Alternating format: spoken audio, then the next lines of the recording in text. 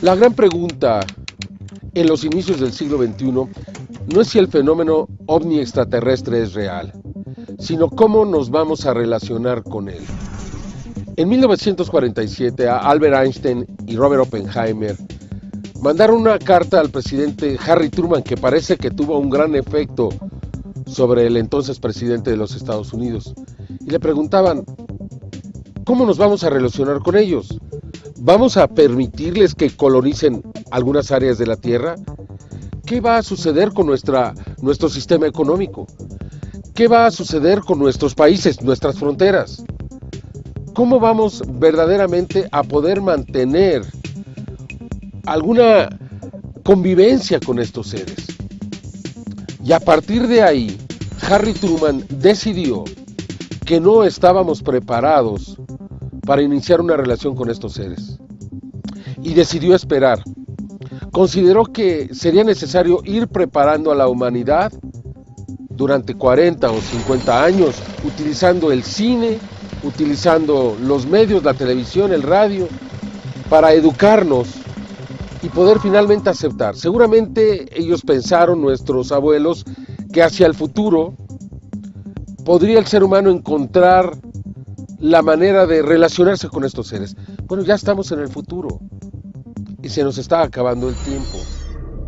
Por tanto, ahora tenemos que empezar a reconocer que existen reglas, que existen leyes en el universo y que seguramente estas leyes, estas reglas no habladas, no escritas, no firmadas, obligan a una civilización inteligente a cuidar su propio medio, a cuidar su planeta, a cuidar la vida de ese planeta, del cual es responsable.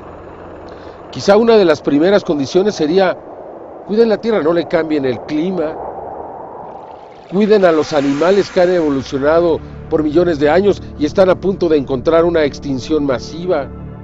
Ahora se anuncia el final de la pesquería en los océanos, la pesquería comercial, para el 2048. Es decir, no habrá más peces de los cuales podamos estarnos alimentando por el abuso tan exagerado que se ha dado de estos recursos. Tendremos que cuidar el cambio climático, tendremos que recuperar selvas, bosques, tendremos que evitar las enormes diferencias entre ricos y pobres, tenemos que terminar con las fronteras entre los países. En verdad que esta condición, este encuentro, esta relación con estos seres, exige al ser humano una evolución acelerada, una verdadera expansión de la conciencia. De otra manera, no vamos a poder encontrar realmente la posibilidad de establecer algún tipo de exopolítica con estos seres. La ciencia del futuro es la política, pero en el espacio. Los políticos de hoy tienen que empezar a parar sus orejas y abrir su cerebro. Ya no se trata de hacer política en la Tierra, ahora se trata de hacer política en el espacio, para podernos relacionar con estos seres. Lo que está sucediendo es que está cambiando la actitud de estos seres hacia nosotros. El 19 de septiembre un objeto impide el regreso del transbordador.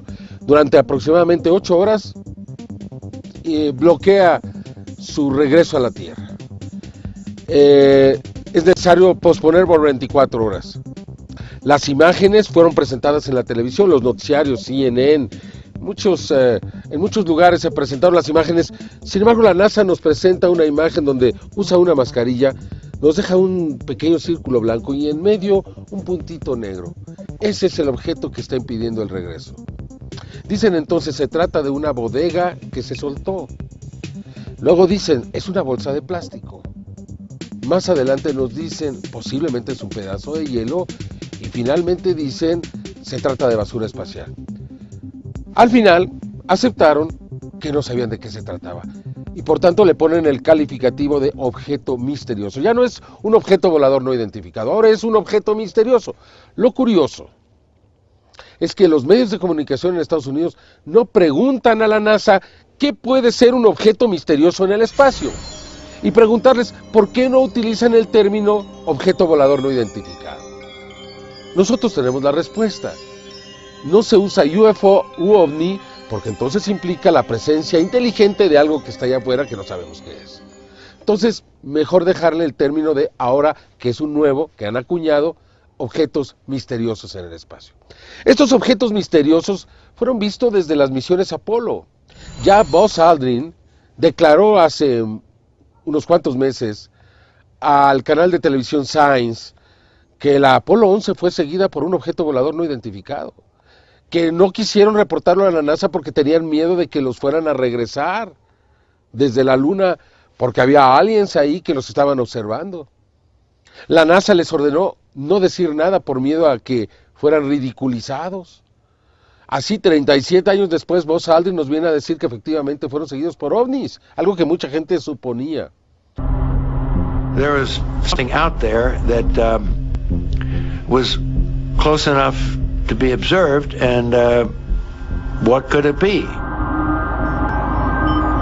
Mike decided he thought he could see it in the telescope, and he was able to do that. And when it was in one position, that it had a series of ellipses. But when you made it real sharp, it was sort of L-shaped. That didn't tell us very.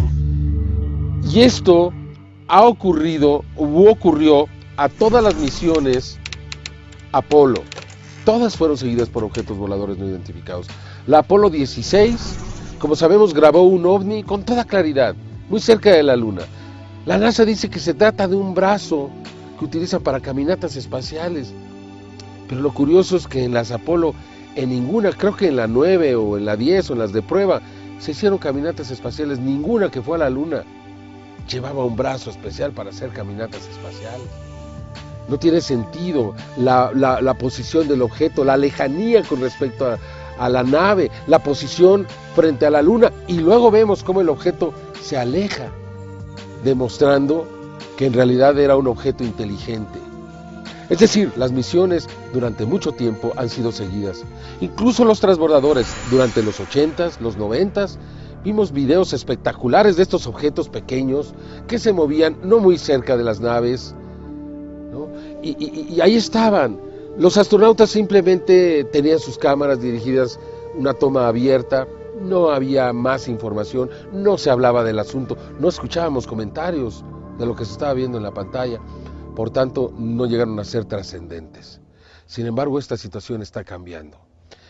En las últimas misiones, especialmente la STS-114 de agosto del 2005, la STS-121 de julio del 2006 y la STS-115 de septiembre del 2006, en esas tres misiones no solamente hemos observado a los objetos, sino que ahora nos hemos dado cuenta que han despertado el interés de los astronautas, que toman sus cámaras y que realizan acercamientos, demostrándonos con esa simple acción que no es basura espacial, que no son pedazos de hielo, sino que es algo que interesa, es interesante.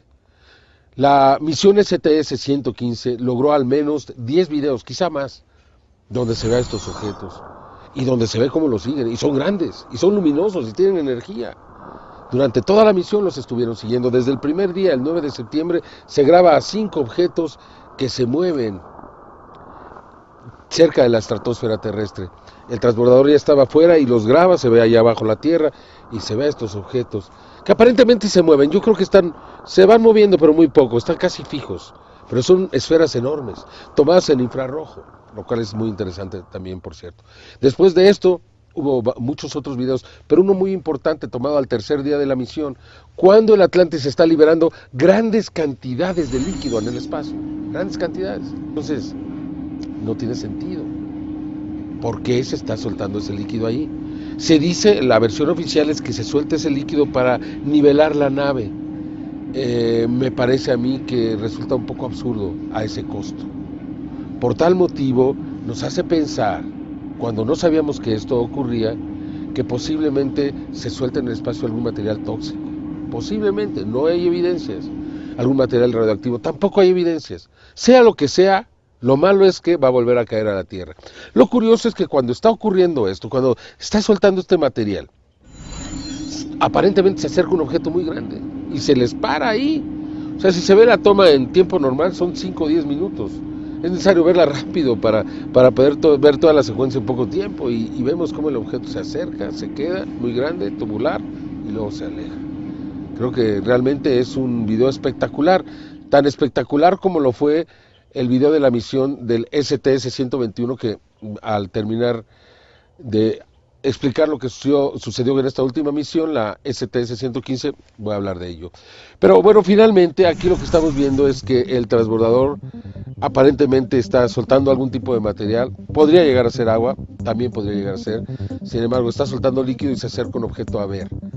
Después de esto se graban muchos objetos, después un objeto interrumpe su regreso a la Tierra y después cuando los astronautas ya se encuentran en la NASA, la astronauta Stephanie Shinn Piper, una astronauta muy experimentada.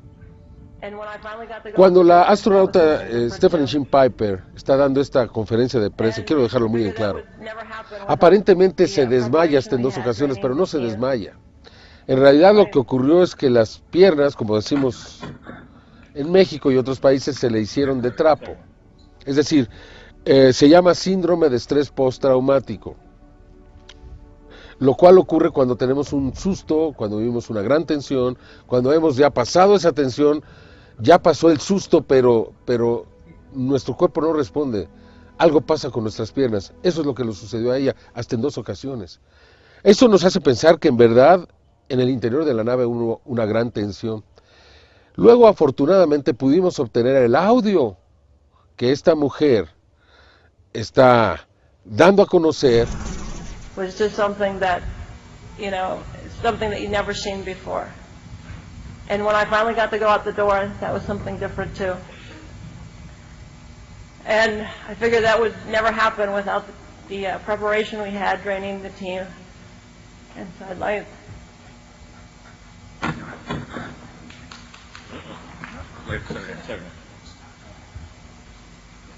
Ese audio nunca fue escuchado en los noticiarios del mundo. Ese audio se mantiene, no sé, secreto, oculto. Nunca nos enteramos. ¿Por qué? Quizá porque entonces nos hubiéramos dado cuenta que en verdad ocurrió algo importante allá, o al menos los astronautas vivieron un momento de gran tensión. Por ese motivo, realmente creo que la misión STS-115, el Atlantis, es una de las misiones más importantes y una misión que marca un parteaguas en la historia con la relación de estos fenómenos. Es decir, ahora los objetos no están solamente ahí observando, ahora se han acercado más, los videos así lo demuestran, cada vez están más cerca, pero por otra parte, ahora están interfiriendo con nuestras misiones. Es como si nos dijeran, se ha acabado el tiempo. Ahora estamos iniciando una nueva relación con ustedes. Ahora no vamos a dejar que hagan todos sus experimentos en el espacio como lo han venido haciendo. Y esto nos lleva a recordar las palabras de Paul Hellyer, ex secretario de la Defensa de Canadá, que advierte especialmente que los Estados Unidos están desarrollando armamento que podría ser utilizado contra estas inteligencias, lo cual podría producir una guerra de proporciones absolutamente inimaginables. Creo que es muy importante recordar las palabras de Paul Hellyer, porque él fue secretario de la Defensa del Canadá y que sabe de lo que está hablando. Canadá y los Estados Unidos a nivel militar tienen una relación muy estrecha, casi como la tienen los Estados Unidos con Inglaterra. Son los 3 países aliados que siempre han estado en todas las guerras, siempre se han apoyado y ayudado. Bueno, si un secretario de la defensa de ese país está hablando y está diciendo, tenemos que escucharlo. En primer lugar, el general Nathan Twining, desde un principio designó a estos seres como aliens enemigos. Si aún son considerados como aliens enemigos, ¿por qué de ser así entonces las Fuerzas Armadas de los Estados Unidos están preparados para aniquilarlos? Y entonces yo me pregunto, si empezamos a usar esa tecnología superior, ¿qué sucedería? ¿Ellos solo la tomarían o habría represalias? ¿Cuáles serían las consecuencias de algo así, tanto para los Estados Unidos como para el mundo? Eso es algo de tremenda importancia, porque sé que los militares no han dicho la verdad sobre Roswell. Yo sé de eso. No hace mucho escuché en un programa de televisión donde la línea oficial continuaba siendo que se trató de un globo meteorológico. Y he escuchado a decenas de personas diciendo que juraron se crecía. Y digo, un momento, tú sabes, no me engañen. ¿Hacen jurar se crecía a la gente por el choque de un globo meteorológico? La misión STS-121 es una misión también muy importante. En primer lugar, porque el transbordador Discovery fue lanzado al espacio a pesar de la gran oposición que había de los ingenieros de la NASA, que no querían que saliera. Se opusieron abierta, públicamente, algo que nunca había pasado. Sin embargo, la directiva de la NASA, los directores generales decidieron que era su responsabilidad y que salía, y salió. Fue programado para el 1 de julio, salió hasta el día 4 de julio del 2006. Nuevamente el Discovery. Y recordemos que en agosto del 2005 fue el Discovery el que tuvo todos esos problemas, y esto hacía suponer a los ingenieros que podría ser peligroso que saliera nuevamente sin estar preparado. Cuando estaba en el espacio, llegó hasta nuestras manos un cable de la agencia DPA, una agencia alemana. Estaba fechado en Moscú. Decía que los científicos rusos estaban muy preocupados porque se reportaba desde el espacio la presencia de un gran objeto a 2.2 kilómetros de la Estación Espacial Internacional. Nos hizo pensar, sin tener las evidencias en la mano, que posiblemente la misión STS-121 fue acelerada debido a que existía peligro. En el cable que recibimos de la DPA decían los rusos que sería conveniente quizá evacuar a los astronautas de la Estación Espacial Internacional.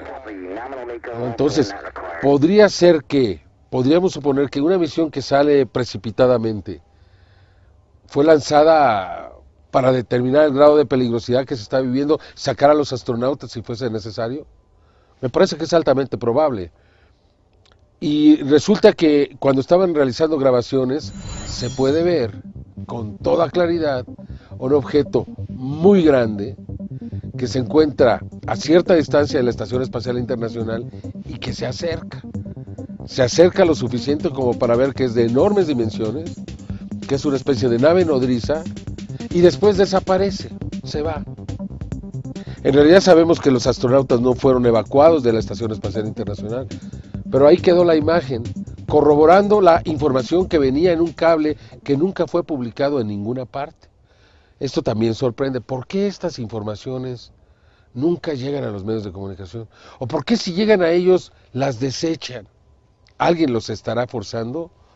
¿O tienen una profunda ignorancia de lo que está ocurriendo? Yo me inclino a lo segundo.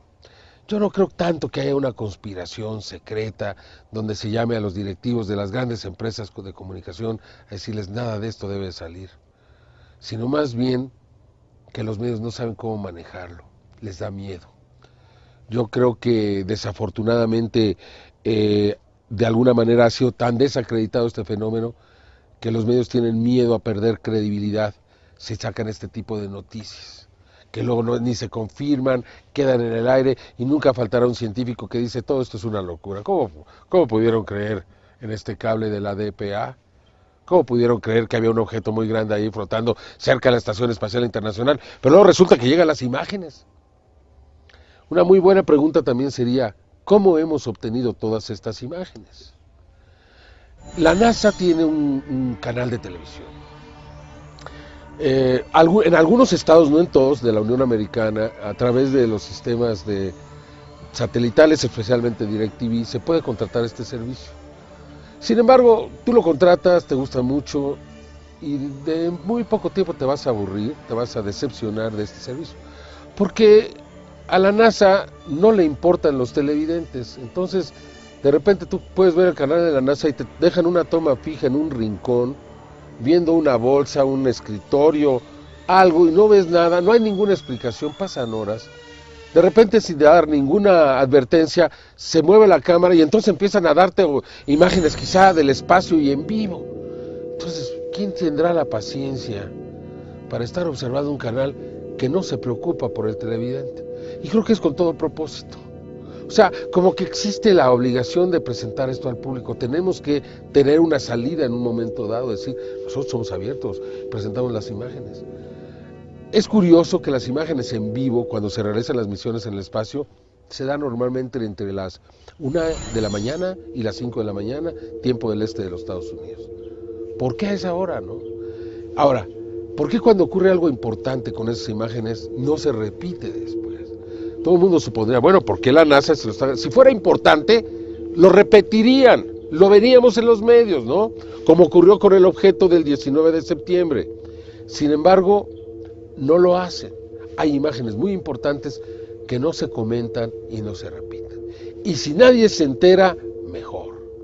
Entonces, lo que hemos hecho es grabar de manera permanente, a través de un colaborador, Santiago Iturria, en Monterrey, que ha podido conectarse a alguno de estos sistemas, bajar las imágenes y grabar todo lo que salga al aire. Después se revisa la información y solo así es posible obtener estas imágenes. Sabemos que en la caminata espacial del 22 de noviembre, los astronautas vieron objetos voladores no identificados, al menos hay 10 videos. Sabemos también que habrá nuevas misiones y estamos esperando para saber qué puede presentarse en ellas. Sin embargo, creemos que todos estos pequeños inconvenientes que se han venido sufriendo, la pérdida de la Mars Global Surveyor, el no poder abrir una escotilla cuando iban a hacer la caminata espacial, la nave que llegó con reabastecimiento y que no se podía conectar, todos estos elementos que parecen sutiles y parecen no estar conectados, me parece que podrían estarlo. Y podría ser una manera en que estos seres nos están, de alguna manera, poniendo piedras en el camino para realizar nuestras investigaciones en el espacio. Porque finalmente no sabemos qué ocurre allá afuera. ¿Qué armamento se ha colocado allá afuera? ¿Qué experimentos se realizan en la Estación Espacial Internacional? ¿Qué experimentos se realizan en los transbordadores? No lo sabemos, ¿no? Y esto podría ser lo que ha originado que estas inteligencias ahora estén más cerca de nosotros y estén de alguna manera anunciando un cambio del momentum que estamos viviendo. Bueno, ya lo decía yo, pienso que en primer lugar, a través de los diferentes proyectos de investigación que la Fuerza Aérea de los Estados Unidos ha realizado, se ha mandado un mensaje fuerte y claro a todos aquellos que están involucrados, ya sea pilotos de avión, astronautas, ingenieros espaciales. El gobierno no le gusta este fenómeno. En 1947 el proyecto Sigma de la Fuerza Aérea dice que es verdad, que el fenómeno es real, que existe y que no es de la Tierra. Rápidamente este proyecto es echado hacia atrás y entonces surge el proyecto Gruch. En este segundo proyecto se dice que no, que el fenómeno es inexistente. Esto no deja satisfecho a las grandes mayorías, entonces surge un tercer proyecto, el proyecto Libro Azul. Y este se desarrolla por muchos años, creo que más de 10 años, no estoy seguro, pero creo que 10 años. Se da a conocer ahí entre 1966, creo que en 68, por un doctor Condon en la Universidad de Colorado. Y se llega a estas dos conclusiones extraordinarias. Una, si el fenómeno existe, no te dicen si existe o no. Si existe, no es peligroso, no es una amenaza, no representa un peligro para el pueblo de los Estados Unidos o del mundo. Dos, si el fenómeno existe, no representa de ningún interés de tipo científico. Y así se queda. Es una manera de dejarlo muy en el aire, no comprometerse, no decir esto es mentira, porque después puede surgir algo que eche por tierra todo ese trabajo. Pero dicen, bueno, si es, realmente ni nos va ni nos viene, no importa. Entonces, queda muy clara la actitud del gobierno de los Estados Unidos, sobre todo la represión que se realizó durante la década de los 50 y 60 a aquellos que decían hablar, y algunas de estas conclusiones que surgen a partir del final de estos proyectos determinan cuál será la actitud de todos los empleados federales hacia esto, ¿no? Si tú eres un piloto de avión y estás viendo cómo están las cosas, pues no te vas a poner a decir, oiga, yo sí vi. Lo que le hacían, pues es que decían que estaba loco, lo bajaban del avión, le retiraban su licencia. Pues ¿cuántos de esos quieres para que los demás dejes de hablar? Y lo mismo ocurrió con los astronautas, y lo mismo ocurrió con todos aquellos involucrados. La NASA depende directamente del presupuesto de los Estados Unidos. En 1958 se crea una ley donde se impide a todos los empleados federales, de alguna manera, involucrarse en temas de seguridad nacional. Recordemos que el 24 de septiembre de 1947, Harry Truman declara este fenómeno de seguridad nacional. Inexistente o existente o no, es un fenómeno de seguridad nacional. Por tanto, no resulta muy claro que los últimos acontecimientos que han ocurrido en el espacio nos marcan claramente un cambio del momentum que se está viviendo. Nosotros hicimos con toda libertad y actuamos con toda libertad en un medio que no nos pertenece. El espacio sideral, el espacio abierto, no es de los seres humanos. Se nos olvidó. Llegamos, nos apropiamos de él, pero no es nuestro, es de todas las inteligencias que lo puedan habitar, que lo puedan de alguna manera aprovechar. O sea, y no es posible que nosotros sigamos actuando como lo hacemos sin establecer algún tipo de compromiso, algún tipo de acuerdo, algún tipo de comunicación. O sea, no puede el ser humano pretender salir al espacio y no reconocer que hay una presencia inteligente allá afuera. Esa presencia dijo, no más, ya basta. Y ahora las cosas van a cambiar, ¿se acuerdan de mí? Qué bueno que eso se está grabando, para que después, dentro de algunos años, se revise esta situación y se van a dar cuenta que lo que estábamos diciendo tenía fundamentos y que va a ser muy difícil. Entonces, ¿de dónde va a venir la apertura hacia este fenómeno? Va a venir del espacio. Va a venir cuando la NASA diga, ¿saben qué está pasando allá afuera que no entiendo? Está pasando algo afuera que no sé qué es. Yo creo que en ese momento es cuando muchas personas, los medios se van a interesar por lo que hemos venido planteando durante tantos años, se van a revisar los videos, los casos aquí de lo que ha ocurrido en la Tierra, va a venir una apertura, va a venir un gran debate a nivel mundial, pero van a seguir ocurriendo los eventos, vamos a seguir teniendo problemas en el espacio, y entonces quizá algunas voces como esta mi voz, serán escuchadas. ¿Saben qué? Tenemos que empezar a ver cómo nos comunicamos con ellos. Ellos han estado tratando de comunicarse con nosotros desde hace mucho tiempo y no les hemos hecho caso. ¿Ya se cansaron?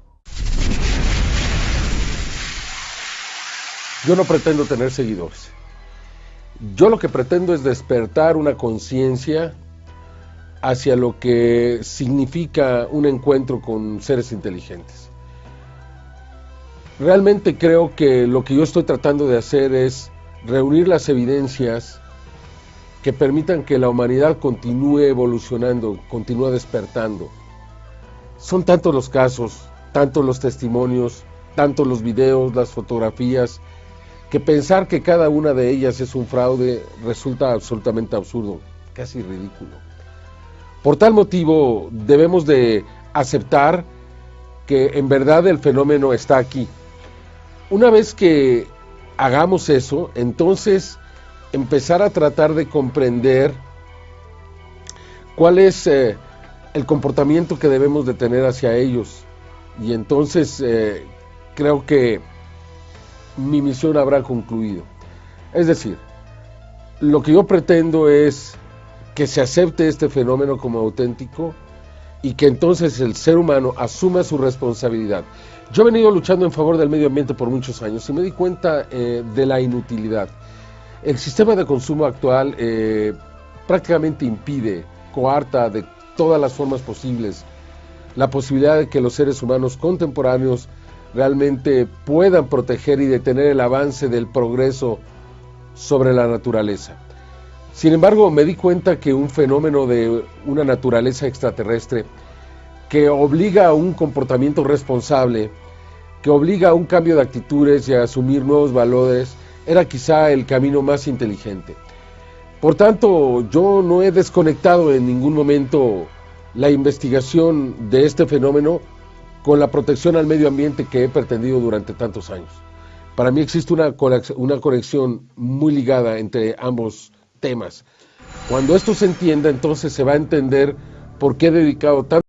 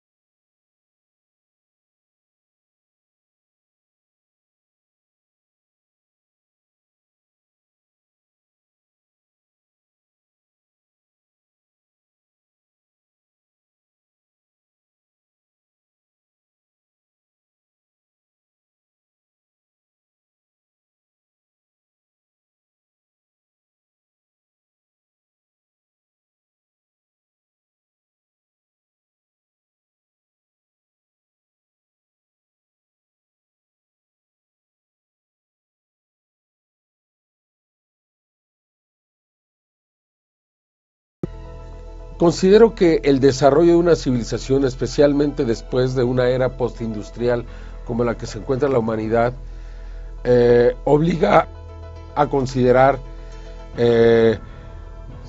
si vamos a construir la sociedad en base a la violencia, a la destrucción y a la guerra, o si la vamos a hacer sobre otras bases que permitan una sustentabilidad. No existe en la historia de la humanidad una sociedad, una cultura, una raza que se haya podido sostener por mucho tiempo en base a la guerra, a la dominación, a la destrucción.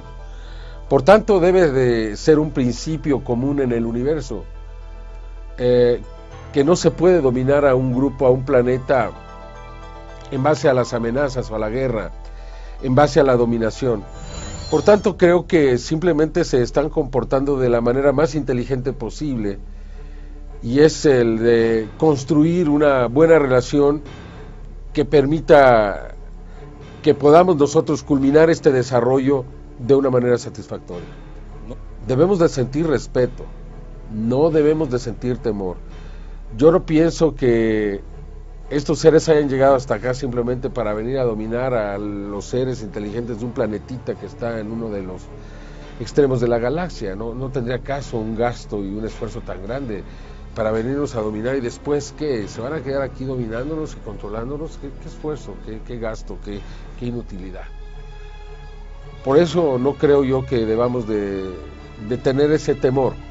Más bien debemos de respetar y debemos de considerar que existe la necesidad del desarrollo de la exopolítica. Tenemos que aprender a relacionarnos con ellos. Ese es el mayor de los retos. ¿Cómo lo vamos a hacer?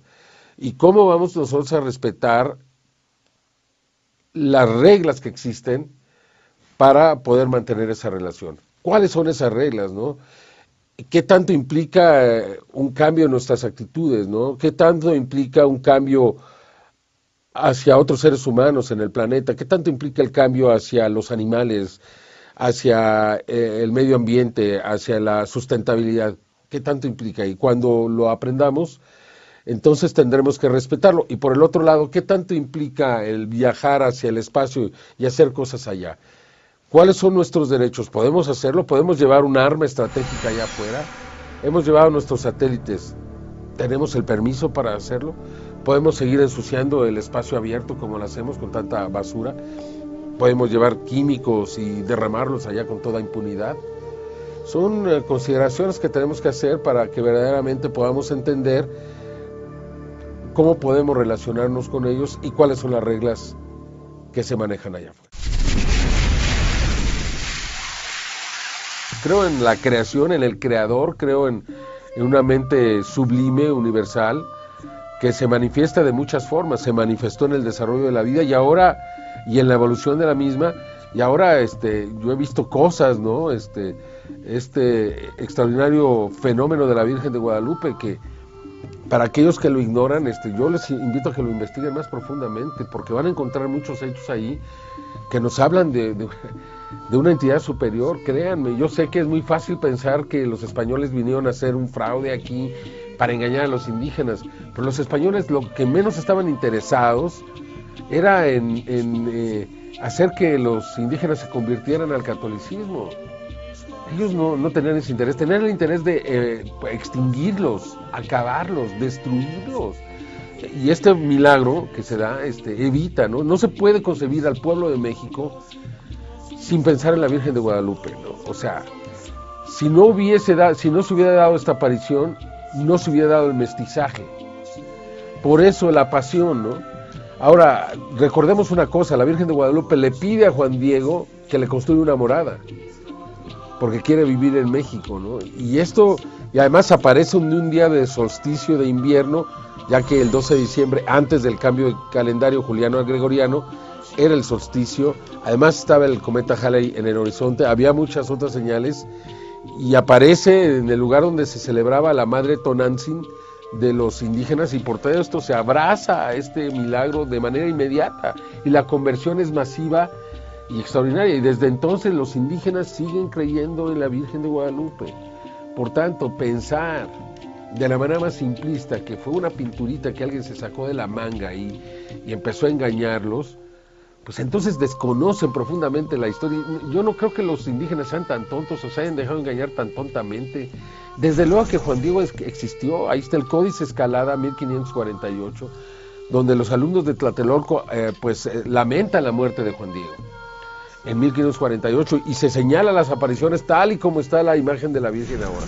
Entonces creo que es una evidencia y una prueba de que hay una superioridad y que esa no quería que los indígenas desaparecieran y que hay algo más que quizá no está viendo, está pensando y se manifiesta eventualmente. Ahí está el video de una cruz en el cielo, ahí está el video de lo que parecen ángeles en el cielo, ahí está un video que se acaba de grabar en Italia donde aparentemente se grabó la figura de una mujer con un niño en brazos.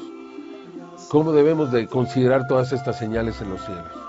Manifestación de una inteligencia, eso es lo divino.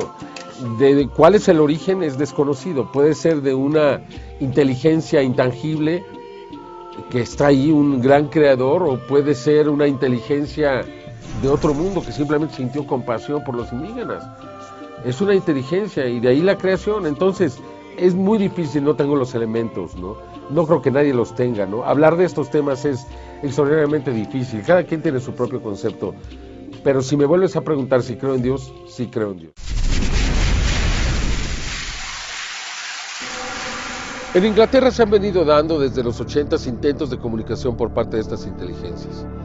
Creo que la mayor parte de las figuras que aparecen son demostraciones extraordinarias que simplemente nos dicen, no están ustedes solos, estamos aquí, queremos iniciar una comunicación abierta. Creo que esto ha pasado constantemente y sigue pasando cada año con ese objetivo fundamental. Pero también nos hemos dado cuenta que existen otros mensajes más selectivos, menos abundantes, mensajes codificados. Yo me empecé a dar cuenta a partir del año 2000. Quizá revisando podríamos encontrar algunos otros antes, pero a partir del año 2000 me di cuenta que ya no eran mensajes para ser interpretados, sino decodificados. Para a través de entenderlo poder transcribir directamente un mensaje que nos están dando ahí. Entonces esto observé especialmente en el 2001 y 2002 que aparecieron mensajes en código binario. En el 2001 aparece esta respuesta de las estrellas de la que hemos hablado ya en tantas ocasiones, donde recordando que el 16 de noviembre de 1974 Frank Drake y Carl Sagan envían un mensaje hacia la constelación de Hércules, al cúmulo de estrellas M13, a 22.800 años luz de distancia, y que 27 años después llega esta respuesta, pues claramente nos dice que estos seres captaron el mensaje en bits electrónicos, porque se mandó con 1 trillón de watts, y la trajeron de regreso. En los 3 últimos años, la información ha sido dada a través de simbología maya. ¿Por qué los mayas? Analicemos, Ya hablaba yo de que los mayas tenían conocimientos amplísimos de los grandes ciclos. También tenían conocimientos amplísimos de los grandes ciclos del sol. El sol era lo que más le preocupaba a los mayas. Kin, el sol era el dios de todo, era el que determinaba la vida y la muerte en la tierra. Entonces estaban muy pendientes de todo lo que pasaba con el sol, algo que no hacemos nosotros ahora. Y se volvieron maestros en el cálculo de los ciclos de las manchas solares. Y así dividieron esta órbita que nuestro sistema solar tiene alrededor de todas las constelaciones de 26.625 años en cinco ciclos de 5.125 años, porque ellos se dieron cuenta que alrededor de este tiempo el Sol tenía un cambio abrupto en su actividad. Y por tanto señalaron que el 2012 sería un año de grandes cambios. Y tal parece que es lo que está ocurriendo. Estamos ya, no de manera oficial, pero extraoficialmente estamos ya en el máximo solar, con 4 o 5 años de anticipación. O sea, ¿va a durar este máximo solar 5 o 6 años? ¿Quiere decir que el Sol va a estar muy explosivo en los próximos años? ¿Quiere decir que va a incidir más en el calentamiento global, en el descongelamiento de los polos? ¿Por qué se está viendo que en Marte se están descongelando los polos también? ¿Por qué los hielos de la Luna Europa se están descongelando? ¿Es por la actividad de los seres humanos? No lo creo. Es porque el Sol está más activo. Entonces el Sol tiene mucho que ver en el calentamiento que se está dando en la Tierra. No es solo el ser humano. No quiero decir que no tengamos la culpa. Sí la tenemos. Y de manera muy importante. Porque si esta situación se estuviera dando, quizá tendríamos manera de atenuar lo que va a suceder. Pero estamos descubiertos, nuestra capa de ozono está dañada, no tenemos bosques, selvas, o sea, no tenemos una manera de neutralizar este calentamiento como podríamos hacerlo, y esto sin duda alguna se va a manifestar en los próximos años. Y los mayas lo dejaron escrito. Entonces me parece que han utilizado a los mayas porque son los que nos dejan mensajes en este sentido. Entonces, si yo soy un extraterrestre en otro mundo y me quiero comunicar con mensajes precisos y no puedo con esas inteligencias, pero descubro que ellos tuvieron antecesores que hablaron de esto y les dejaron escritos, pues entonces yo llamo la atención sobre eso para decirle, mira, ve, busca, ve, lee, aprende.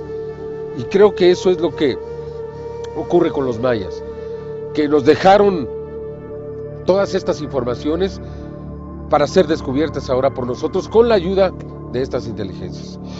Bueno, la MAT es el tercer año seguido que aparece esta figura. Recordemos que en el 2005 apareció una figura, un Solkin maya, un calendario sagrado, con fechas muy particulares, el 20 de mayo, y muy particularmente el 20 de mayo del 2012, que habrá una alineación de la Tierra, la Luna, el Sol, las Pléyades, con el centro de la galaxia. Creo que esta es una, por decirlo así, es un marcador astronómico que nos está dando, porque en el espacio no se mide la vida en años, ¿no? Los años no existen. Se miden las posiciones planetarias, los momentos cósmicos que hay, ¿no? ¿Qué es lo que implica este marcador astronómico del 20 de mayo, cuando estén los planetas alineados? Yo creo que nos está marcando una nueva era, una nueva manera de pensar, un nuevo principio.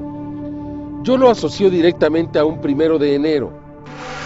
Cada 1 de enero, ¿cómo nos sentimos? Primero, quizá al principio no nos damos cuenta, pero pasa el 2 de enero, 3, 4, y entonces empezamos a sentir esa emoción.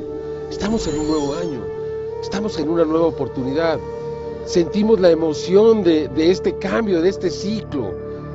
Yo pienso que eso es lo que va a suceder el 20 de mayo del 2012, porque ni siquiera significa el final del calendario de 5.125 años. Esto supuestamente para unos ocurrirá en diciembre, para otros ocurrirá en enero, no importa. Pero aquí todo es simbólico. Cuando estamos hablando de esta nueva era, implican esos nuevos valores, implica una nueva manera de ver las cosas. La MAT, la figura que aparece el 15 de agosto del 2006, parece íntimamente relacionada a la que apareció el 2005. En el calendario del Códice Dresde, la tabla de los eclipses del Códice Dresde, el primer día de hace 5.125 años y el último día son días Lamats. Entonces, querrá decir entonces que nos está abriendo ya, estamos en el final de la era, estamos hacia el inicio de la nueva era, y Lamats significa profundo. Representa los valores más profundos del ser humano, el amor propio profundo, el amor personal, la compasión, ¿no? La solidaridad, ¿no? Todos estos valores que definen a una persona son los que son representados por la MAT. Entonces quizá nos está marcando el final para encontrar un nuevo principio. Yo no creo que la humanidad se va a destruir, yo creo que van a ser tiempos de cambio y muy difíciles. Pero yo creo que es emocionante lo que vamos a vivir en los próximos años, porque el premio, si salimos adelante, es maravilloso. Ver que este planeta finalmente se estabilice, poder ver que los valores que ahora parecen tan perdidos de los seres humanos se vuelvan a encontrar, saber que entre las estrellas se encuentran destinos para los seres humanos, me parece a mí que realmente nos va a dar una gran alegría de haberlo pasado todo, haber llegado a ese momento y ser parte del mismo, ¿no? Quizá recordar aquí entonces la llamada profecía del sexto sol de los mayas, que dice que en la era del sexto sol todo lo que estaba oculto y enterrado sería descubierto, que la verdad se convertiría en la luz y semilla de la vida, y que serían los hijos del sexto sol aquellos que viajarían a través de las estrellas.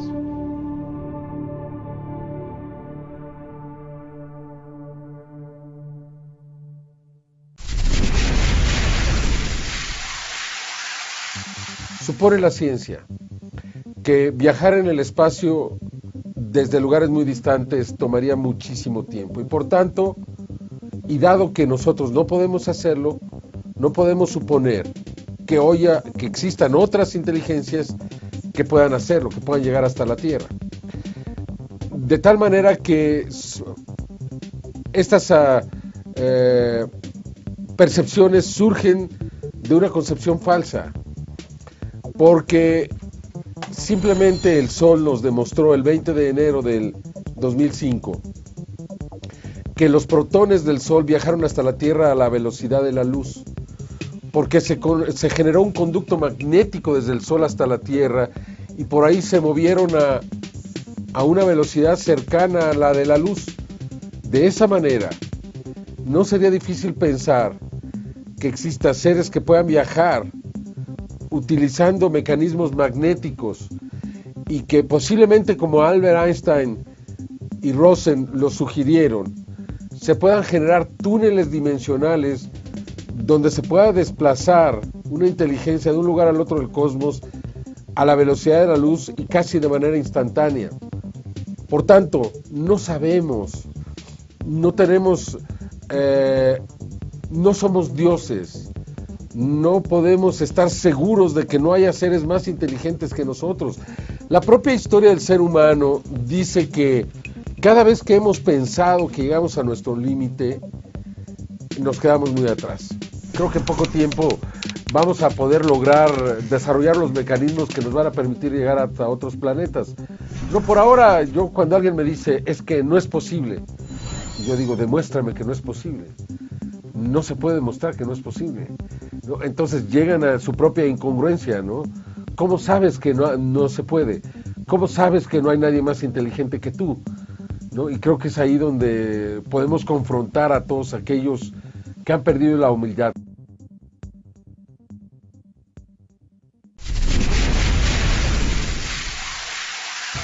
Por tanto, creo que me tocó vivir uno de los mejores momentos de la historia humana, pero también uno de los peores. Porque para aquellos que amamos la naturaleza y que amamos este mundo y que nos damos cuenta de los millones de años que tuvieron que pasar para que hubiera tal evolución y tal sofisticación y tal especialización entre las especies, ver que desaparecen como piezas de dominó, en la que una lleva la extinción a la otra y así sucesivamente, pues resulta muy desalentador. Creo que tenemos una última oportunidad y yo voy tras ella. Creo y estoy convencido de que la única salida es esa y de que nos queda ya muy poco tiempo, si no es que el tiempo ya nos venció. Creo que finalmente si el ser humano con su inteligencia se propone verdaderamente con todo su esfuerzo a cambiar las cosas, a lo mejor podría atenuar algunos de estos efectos.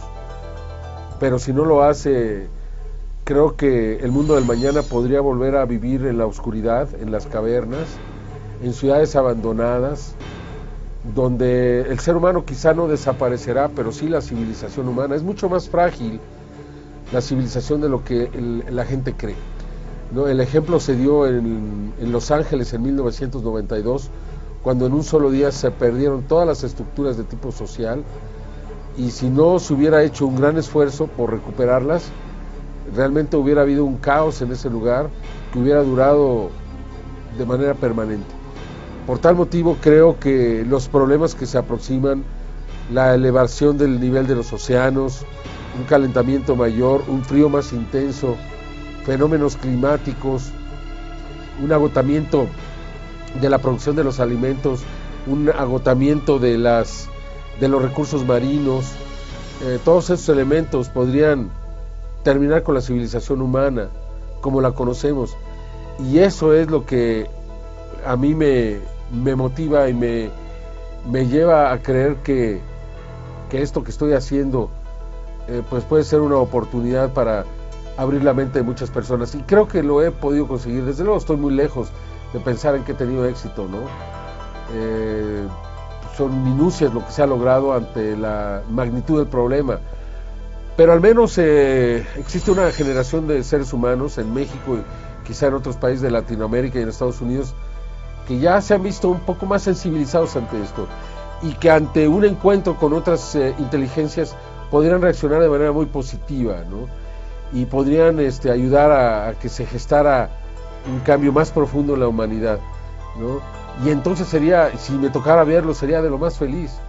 Y de nuevo, no por el logro de un reconocimiento, sino por haber sido congruente con mi forma de pensar, haber sido congruente con mi vida y saber que lo que yo sentí desde el principio fue real, que mi vida podría ser significativa para otros y que yo podría ayudar a gestar ese cambio hacia un ser humano cósmico, hacia un mañana entre las estrellas, hacia un viajar con libertad absoluta en el espacio.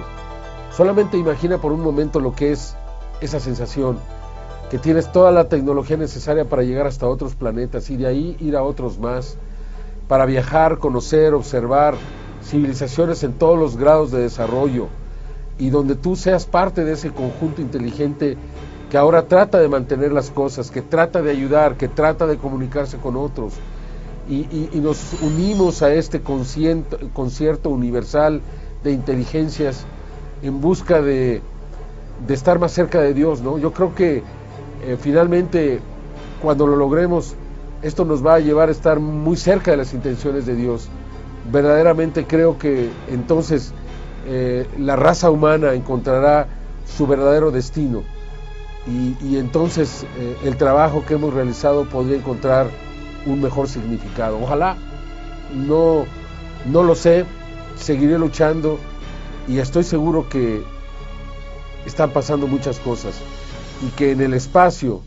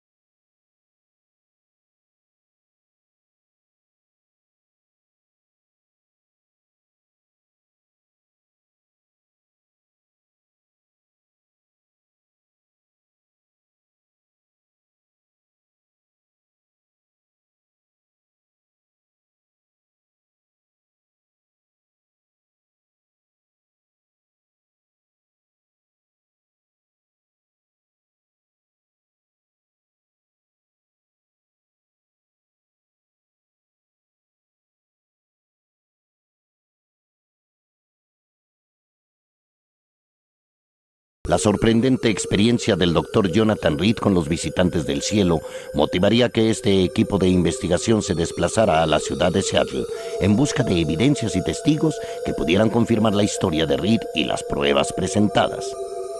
Asimismo, nos encontraríamos con otros investigadores quienes poco antes que nosotros habían comenzado a buscar a los testigos que pudieran avalar esta experiencia. Uno de ellos es el señor Dan McEvoy, exmilitar que pudo encontrar a más de 30 personas quienes darían fe de la personalidad de Reed y de la veracidad de su relato. Pasé muchos meses entrevistando a su familia, sus colegas, profesores, compañeros de escuela, gente que lo conocía en su comunidad, los individuos que procesaron sus fotos para él. Pero lo más importante es que pasé cientos de horas con él, observándolo y a veces examinándolo. Cuando entrevisté a los miembros de su familia, observaba cuidadosamente su casa para ver si había fotos de él colgadas y de hecho tenía sus fotos en la galería, fotos de él en su graduación, fotos de la perra. Pero no pude encontrar ningún registro en la Universidad Estatal de San Diego o en la de California sobre su historial. No pude encontrar su número del Seguro Social o su acta de nacimiento en el condado de Orange. No pude encontrar nada. Y esto es muy inusual. Y nadie más ha salido a la luz diciendo, bueno, él no es Jonathan Reed, sino que es Joe Smith. Por lo tanto, yo pensaría que dado que este caso se ha publicitado mucho, si él fuera otra persona, alguien más debería presentarse y decir, yo lo conozco, él es realmente alguien más. El 15 de junio del 2001, pudimos encontrar en Seattle a 2 personas que convivieron con Reed mientras éste trabajaba como psicólogo infantil en el Centro Médico de la Universidad de Washington. Una de ellas era asistente de Reed en su equipo de trabajo, mientras que la otra era su ejecutiva de cuenta en el banco donde el doctor llevaba sus finanzas saludablemente. Yo trabajé con el Dr. Reed hace ya algún tiempo, allá por 1996. Trabajé con él por cerca de 5 años en el Centro Médico de la Universidad de Washington. En el lapso de una semana, Jonathan no existió más. Su oficina fue limpiada. Nosotros, las enfermeras y su staff, fuimos reubicados en otras posiciones en el hospital y se nos dijo, porque estábamos preocupados, que el Dr. Jonathan Reed no existía, que nunca había trabajado en el Centro Médico de la Universidad de Washington y que era mejor para nosotros hacernos a la idea también, porque de otro modo tampoco nosotros estaríamos trabajando más allí. A lo largo de los años hice muchas transacciones con él, conforme ascendía en la banca. Pagos, depósitos. Él siempre tenía una cuenta sana y mucho dinero. Pero llegó el día en el que fuimos llamados a una junta y se nos dijo que no lo conocíamos, que si alguien preguntaba por él, nunca habíamos conocido a este cliente. Yo conocía todos sus papeles y nada de eso estaba ahí, nada. Estaban ahí la noche anterior, porque yo estuve buscando unos pagos que tenía que hacer ese día y yo sabía que él estaba por hacer algunos. Y muy a menudo hacíamos transacciones telefónicas transfiriéndolo automáticamente. Solo lo preparaba y todo eso desapareció todo. El 16 de junio del 2001 conoceríamos al testigo que mayor sustento ha podido ofrecer a la historia del Dr. Reed a través de la ciencia.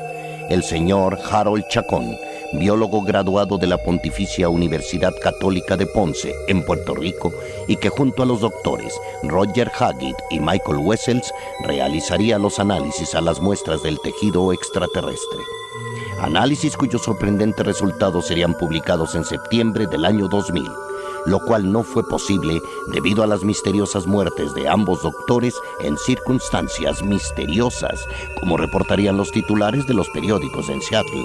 Yo trabajé con ellos, específicamente con el Dr. Wessels y el Dr. Haggett, en el estudio que se hizo de esta muestra. Eran una muestra de tejido pequeña, unos centímetros nada más.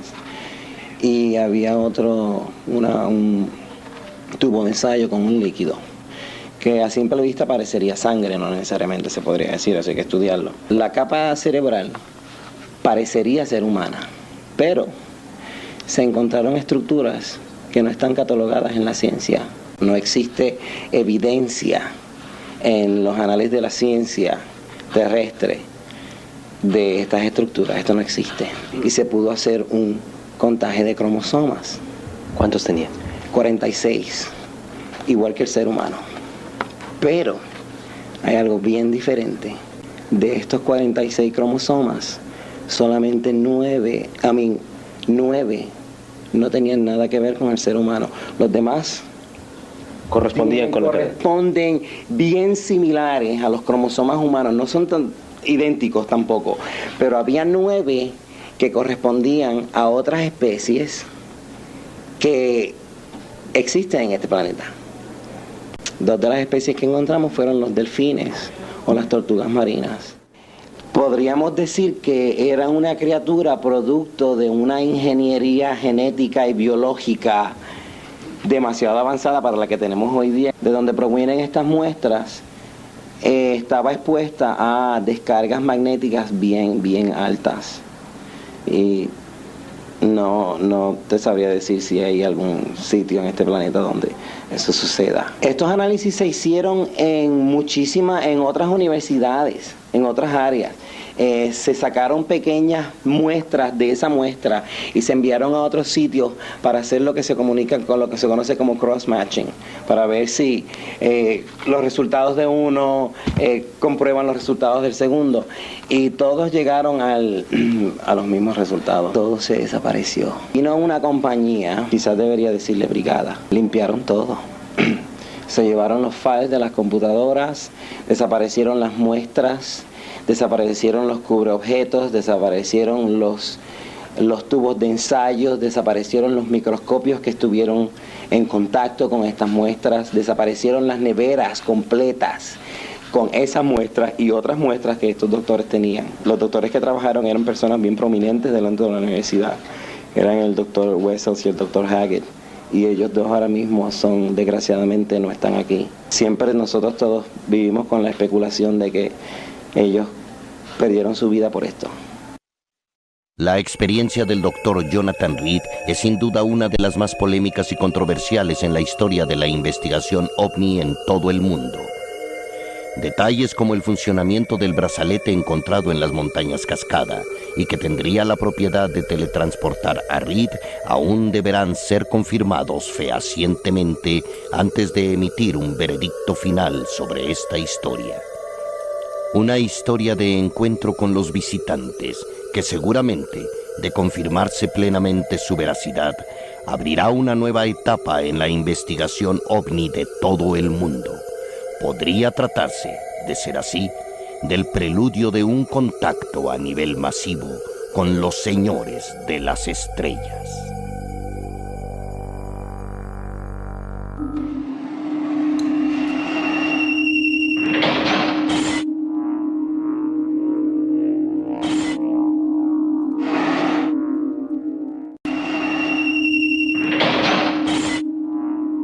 Los visitantes, con Jaime Maussan. La madrugada del domingo 14 de febrero del año 2000, un grupo de policías pudo presenciar las evoluciones de un ovni sobrevolando durante 1 hora el norte y el poniente de la Ciudad de México. Un caso en el que incluso se levantaron actas oficiales en las que consta que un posible platillo volador sobrevoló la ciudad más grande del mundo. Nuestro equipo realizó una profunda investigación que aquí le presentamos. A las 2:20 horas del 14 de febrero del 2000, elementos de seguridad pública del agrupamiento de policía del sector 11 de Azcapotzalco, en la Ciudad de México, reportaron por radio a su central la presencia de un objeto volador no identificado sobrevolando el área del rastro de Ferrería. Inmediatamente se desplazarían hasta el área otras unidades del mismo sector tratando de apoyar a sus compañeros. Los oficiales Israel Valdivia y Enrique Torres Cedeño así relatan su experiencia. Patrullando sobre la avenida Granjas, él venía manejando, al momento que venía manejando se le hizo raro ver un objeto muy bajo y al momento que me lo señala yo veo que va hacia dirección hacia Azcapotzalco, la villa, a una altura baja. Entonces se detiene más o menos a la altura de la gasolinería entre la gasolinera y el rastro, se detiene y da un giro sobre su eje y ya se regresa hacia donde estábamos nosotros con unos faros muy intensos y venía bajando. Para el momento que se estaba internando en lo que es la boca 8 hace un movimiento lateral a la izquierda, que es donde vemos que tiene una forma de plato. Vemos que alumbran como dos faros de un carro, más o menos de ese tipo de luz, hacia abajo, en el momento que hace el movimiento lateral. Y se enfoca, fue cuando se pierde y ya ahí fue donde lo perdimos de vista. Según el acta 0324/00 del 15 de febrero del 2000 de la Secretaría de Seguridad Pública en la Delegación Azcapotzalco, el ovni reportado por los patrulleros era un objeto discoidal de entre 10 y 15 metros de diámetro. Un objeto con luces a su alrededor y un intenso sonido siseante mientras giraba cerca del suelo. De hecho, el extraño aparato se aproximó a la vocacional número 8 hasta casi aterrizar dentro de sus instalaciones. Tenía forma de plato y era como gris o plateado más o menos. De hecho, de luces nada más se veía que eran los dos faros y tenía una luz roja centellante. Y ya cuando lo vimos aquí abajo, no sabíamos si estaba suspendido en el aire o tenía 3 metros o sea, más o menos a 2 metros de altura, más o menos, o 3. No sabíamos si había una base o estaba suspendido en el aire porque estaba muy oscuro. Entonces vimos que tenían luces rojas, verdes y azules y giraban en su eje de izquierda a derecha. Un total de 8 patrullas intervinieron, como lo explica el licenciado Fernando Cocolezzi, subdirector de Relaciones Públicas de la Secretaría de Seguridad Pública de la Ciudad de México. Mira, parece cerca de lo que es la vocacional número 8. En esa zona, se mueve en una zona donde hay bosque. Lo avistan por unos 10 a 15 minutos 3 tripulaciones diferentes, que son 6 elementos en 3 patrullas. Y posteriormente lo reportan más tarde, como media hora más tarde, en la zona de las Águilas. Digo, no sé si en ese lapso habrá otros compañeros que a lo mejor no lo reportaron pues a lo mejor por no tener la confianza de haberlo visto o no. Pero nosotros tenemos más o menos un reporte de media hora. Otro detalle que llamaría nuestra atención fue el hecho de que el ovni habría generado anomalías en las comunicaciones por teléfono y en los relojes de los policías. Tanto un reloj de manecillas como uno electrónico se quedarían detenidos a las 2:20 de la mañana sin una explicación satisfactoria. Entonces, en ese entonces volteamos a ver nuestros relojes y nos percatamos que tanto mi reloj como el de mi compañero se había detenido a las 02:20.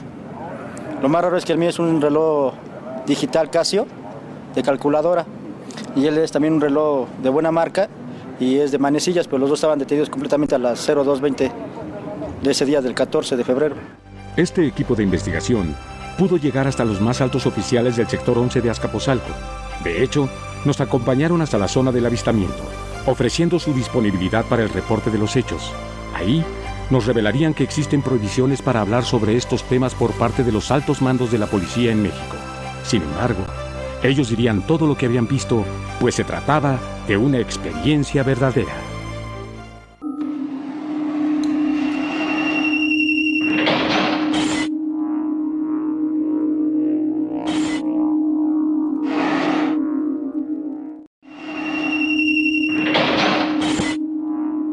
Los visitantes.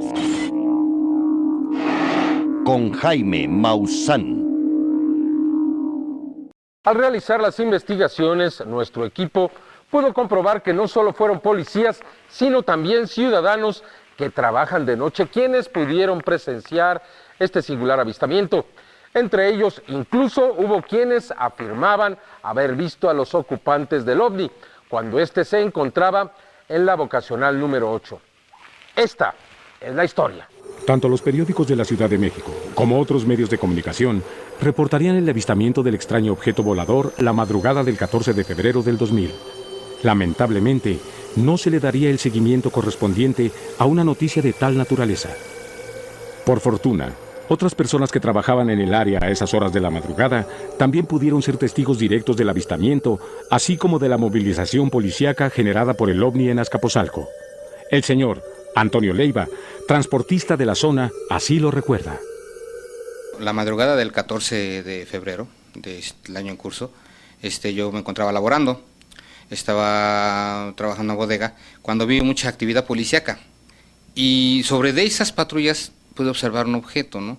Que aparentemente yo pensé que era un helicóptero, pero en realidad no era ningún helicóptero. Cuando yo llegué al lugar, acercándome poco a poco, porque la verdad sí, pues, un poco de temor porque a lo mejor había alguna violencia o algo.